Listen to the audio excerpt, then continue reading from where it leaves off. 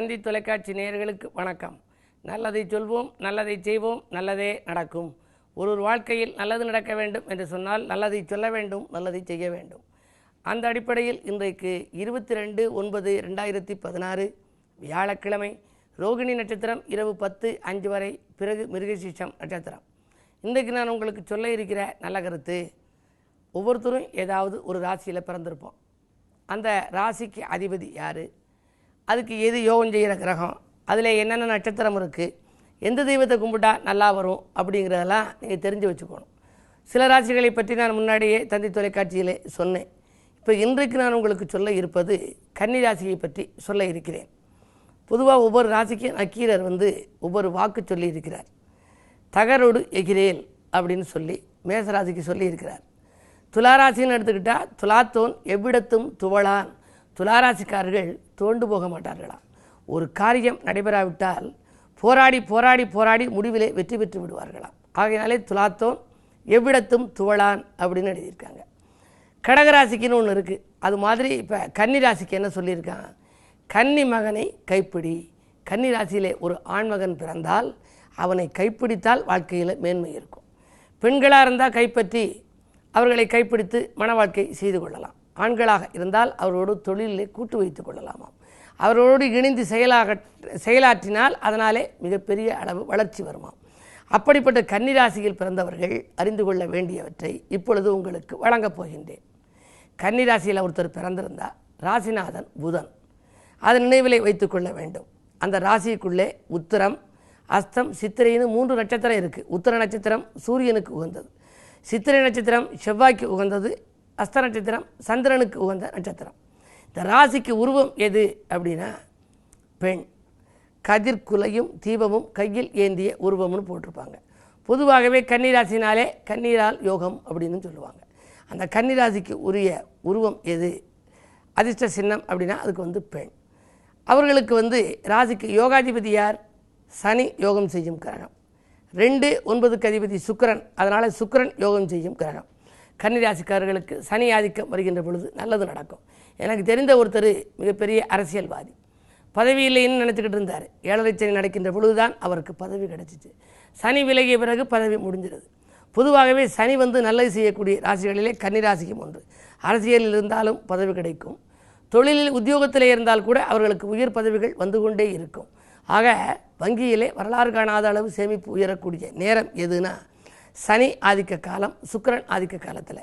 அதே போல் அந்த ராசிக்கு அதிர்ஷ்ட ரத்தினம் எதுனா மரகத பச்சை. பெரும்பாலும் கன்னியிலே பிறந்தவர்களுக்கு பெண்களாக இருந்தால் செட்டிநாடு பகுதியிலேயெல்லாம் மரகதம் என்று பெயர் வைப்பார்கள். பச்சையப்பன் என்று ஆண்களுக்கெல்லாம் வைப்பார்களாம். அப்படி பச்சை அவர்களுக்குரிய அதிர்ஷ்ட நிறம். இவர்கள் தரிசிக்க வேண்டிய ஸ்தலம் எது, திருவெண்காடு, புதனுக்குன்னு உள்ள கஷேத்திரம். திருவெண்காடு போனால் அங்கே இருக்கக்கூடிய பெரிய வாரண பிள்ளையார் இருக்குது.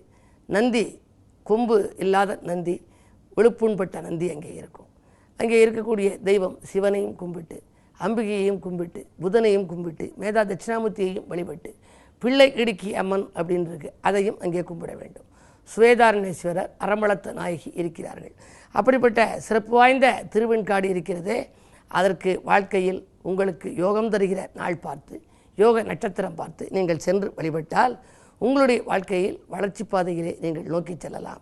புதிய பாதை உங்களுக்கு புலப்படும் என்ற நல்ல கருத்தை தெரிவித்து இன்றைய ராசி பலன்களை இப்பொழுது உங்களுக்கு வழங்கப் போகின்றேன்.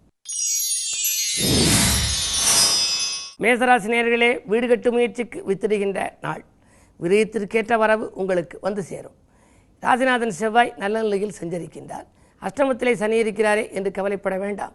அஷ்டமத்து சனியின் ஆதிக்கம் இருந்தாலும் கூட உங்களுக்கு சுப விரயங்கள் அதிகரிக்கும். சுக்கிரபலம் நன்றாக இருப்பதால் பணம் வந்து கொண்டே இருக்கும். எது தேவையோ அதற்கேற்ப பணம் வசதி கிடைக்கும்.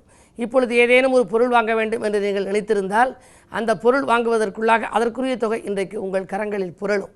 எனவே தனாதிபதி நல்ல நிலையில் உங்கள் ராசியை பார்ப்பதால் இன்றைக்கு எதற்கும் கவலைப்பட தேவையில்லை. இந்த நாள் உங்களுக்கு ஒரு இனிய நாள்.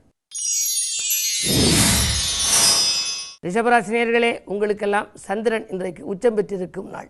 உத்தியோக மாற்றங்கள் உங்களுக்கு உறுதியாகலாம். உத்தியோகத்தில் தேவையான இடத்திற்கு நீங்கள் மாற வேண்டும் என்று நீங்கள் கேட்டிருந்தால், விண்ணப்பித்திருந்தால் அது இன்றைக்கு உறுதியாகும். உடன்பிறப்புகளாலும் உங்களுக்கு நன்மைகள் கிடைக்கும். கடன் சுமை பாதிக்கு மேல் குறையும். பெண்வெளி பிரச்சனைகள் அகலும். விஐபிக்கள் வீடு தேடி வந்து ஒத்துழைப்பு செய்ய முன்வருவார்கள். இருப்பினும் 8லே செவ்வாய் இருக்கிறார். அஷ்டமத்து செவ்வாய் அலைச்சலை கொடுக்கலாம். அதே நேரத்தில் செவ்வாய் 8இல் இருக்கின்ற பொழுது உடல் ஆரோக்கிய தொல்லை கொஞ்சம் கூடுதலாகவே இருக்கும். வாகன மாற்று சிந்தனை மேலோங்கும். பழைய வாகனங்களை கொடுத்துவிட்டு புதிய வாகனங்கள் வாங்கும் முயற்சியில் ஆர்வம் காட்டுவீர்கள். நட்பால் நல்ல காரியம் நடைபெறும் நாள் இந்த நாள். மிதுனராசி நேயர்களே, உங்களுக்கு பாசம் மிக்கவர்கள் பக்கபலமாக இருக்கும் நாள். பாதியில் என்ற பணியை மீதியும் தொடரப் போகின்றீர்கள். 9ஆம் இடத்தில் கேது இருப்பது அவ்வளவு நல்லதல்ல. பெற்றோர் வழியில் பிரச்சனைகள் ஏற்படலாம். பூர்வீக சொத்து தகராறுகள் ஏற்படலாம். பெற்றோர்கள் உங்கள் மீது பாசம் காட்டாமல் உங்கள் உடன்பிறப்புகளின் மீது பாசம் காட்டுகிறார்களே என்று நீங்கள் நினைப்பீர்கள். இருந்தாலும் அந்த நிலை மாறவும் வாழ்க்கை வளம் பெறவும் இன்றைக்கு குருவாரம் என்பதால் குருவை வழிபாடு செய்யுங்கள், நல்லது நடக்கும். கடகராசி நேயர்களே, அஞ்சல் வழியில் அனுகூல தகவல் வந்து சேருகின்ற நாள். அத்தியாவசிய பொருட்களை வாங்குவதில் நீங்கள் ஆர்வம் காட்டுவீர்கள். வியாபார விரோதங்கள் விலகும். 2லே புதன் இருப்பது ஒரு வழிக்கு நன்மைதான். 12க்கு அதிபதியாகவும் 3ஆம் இடத்துக்கு அதிபதியாகவும் இருக்கும் புதன் ராகுவோடு இணைந்திருக்கிறார். எனவே உடன்பிறப்புகளால் உங்களுக்கு ஒரு நல்ல சம்பவம் நடைபெறப் போகின்றது. வாங்கல் கொடுக்கல்களை ஒழுங்கு செய்து கொள்வீர்கள். ஆரோக்கிய தொல்லை அகலும். புது முயற்சிகளில் வெற்றி கிடைக்கும் நாளாக இந்த நாள் அமையப் போகின்றது. சிம்மராசி நேயர்களே, உங்களுக்கெல்லாம் மாற்று கருத்துரையோர் மனம் மாறும் நாள். கூட்டு முயற்சிகளில் வெற்றி கிடைக்கும். மதிப்பும் மரியாதையும் உயரும். அரசியல்வாதிகளால் அனுகூலங்கள் உண்டு. பதவி உயர்வு, ஊதிய உயர்வு போன்றவைகள் எதிர்பார்த்தபடியே உங்களுக்கு வந்து சேரலாம். என்ன இருந்தாலும் அர்த்தாஷ்டம சனியின் ஆதிக்கம் இருப்பதால் ஆரோக்கிய தொல்லை மட்டும் இருந்து கொண்டே இருக்கும். அதற்காக மாற்று மருத்துவத்தை மேற்கொள்ள முயற்சிப்பீர்கள். கன்னிராசி நேயர்களே, உங்களுக்கெல்லாம் வரன்கள் வாயில் தேடி வரும் நாள். வளர்ச்சி பாதையை நோக்கி அடியெடுத்து வைப்பீர்கள். வியாபார விரோதங்கள் விலகும். உதிரி வருமானங்கள் வந்து சேரலாம். சூரிய பலம் நன்றாக இருப்பதால் அரசியல்வாதிகளால் உங்களுக்கு அனுகூலங்கள் உண்டு. அன்றாட வாழ்க்கை நன்றாக அமைய இன்றைக்கு நீங்கள் வழிபாட்டை மேற்கொள்ளுகின்ற பொழுது குருவாரம் என்பதால் குரு தட்சிணாமூர்த்தியை வழிபாடு செய்யுங்கள். தென்முக கடவுள் வழிபாடு நன்மைகளை உங்களுக்கு வழங்கும். துலாம் ராசி நேயர்களே, உங்களுக்கு சந்திராஷ்டமம். முன் யோசனையுடன் செயல்பட்டு முன்னேற்றத்தை வரவழைத்துக் கொள்ள வேண்டிய நாள். சிக்கல்கள் ஏற்படாதிருக்க சிந்தித்து செயல்படுவது நல்லது. பக்கபலமாக இருக்கும் நண்பர்கள் பகையாகி போகலாம். பண தேவைகள் வருவதில் தடைகள் ஏற்படலாம். விரயங்கள் கூடுகிறது என்று கூட நீங்கள் கவலைப்படுவீர்கள். விழிப்புணர்ச்சியோடு இன்று நீங்கள் செயல்பட்டால் இன்றைக்கு உங்களுக்கு இந்த நாளை இனிய நாளாக அமைத்துக்கொள்ள இயலும். விருச்சிக ராசி நேயர்களே, உங்களுக்கெல்லாம் வருமானம் இருமடங்காக உயரும் நாள். வளர்ச்சி பாதையை நோக்கி அடியெடுத்து வைக்கப் போகின்றீர்கள். புதிய ஒப்பந்தங்கள் வந்து சேரும். பொன்னான நாளாக இந்த நாள் உங்களுக்கு அமைகின்றது. பொருள் தேடும் இந்த உலகத்தில் வாழ்க்கையில் மிகப்பெரிய வளர்ச்சி காண உதவுகிற விதத்தில் ராசிநாதன் 2ஆம் இடத்தில் இருக்கிறார். 2க்கு அதிபதியோ லாபஸ்தானத்தில் சஞ்சரிக்கின்றார். தனாதிபதி லாபஸ்தானத்தில் சஞ்சரிக்கும் இந்த நாளில் நீங்கள் தொட்ட காரியங்களெல்லாம் வெற்றி கிடைக்கும். ஒப்பந்தங்களில் கையெழுத்திட்டு மகிழும் உன்னத நாளாக கூட இந்த நாளை கருதலாம். நண்பர்கள் நல்ல தகவலை கொண்டு வந்து சேர்ப்பார்கள். உத்தியோகத்தில் இருப்பவர்களுக்கு உயர் பதவிகள் கிடைக்கும். தொழில் புரிபவர்கள் புதிய பங்குதாரர்களை இணைத்து கொண்டு மேலும் ஒரு கிளைத்தொழில் செய்ய முன்வருவார். இந்த நாள் உங்களுக்கு ஒரு இனிய நாள். தனுசு ராசி நேயர்களே, உங்களுக்கெல்லாம் ஆர்வம் காட்டாத செயலில் கூட ஆதாயம் கிடைக்கும் நாள். அடுக்கடுக்காக நல்ல வாய்ப்புகள் வந்து சேரப்போகிறது. பொதுவாக குருவினுடைய பார்வை 2, 4, 6 ஆகிய இடங்களில் பதிகிறது. 6இல் பதிவதால் பணி நிரந்தரம் பற்றிய நல்ல தகவல் வந்து சேரும். வீடு இடம் வாங்கும் முயற்சியில் வெற்றி கிடைக்கும்.